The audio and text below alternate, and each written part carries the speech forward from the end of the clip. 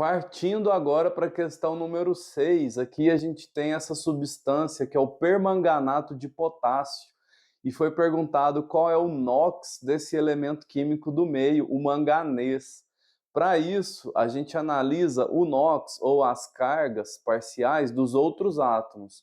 Do potássio, por ser um metal alcalino, ele tem carga mais um.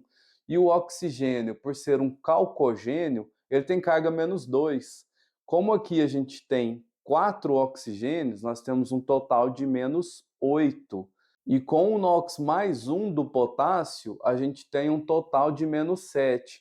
Para que a molécula como um todo tenha NOx igual a zero, o manganês deve então possuir NOx mais 7. Então é bem simples essa questão, apenas a gente trabalhar aqui número de oxidação dos elementos químicos em uma molécula. Vamos já partir para a questão 7. Na questão 7, uma reação exotérmica libera 150 kJ, mas foi dado que o ΔH dessa reação, ou a variação da entalpia, é 50 joules para cada 1 mol, 50 joules por mol. Então pergunta-se quantos mols estão envolvidos aqui na reação.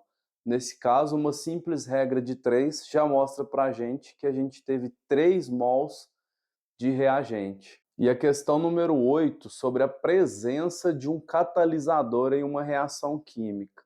Nós sabemos que um catalisador ele acelera uma reação química, mas ele não participa efetivamente, ele não é consumido e ele não altera o ΔH de uma reação.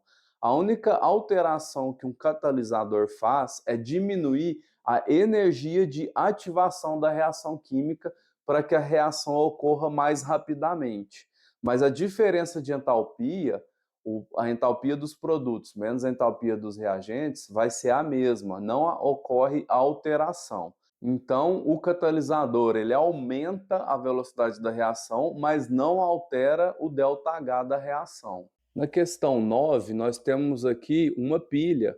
Então, dentro da eletroquímica, a gente vê que o zinco 2+ se transforma em zinco de carga zero, com potencial igual a menos 0,76 volts.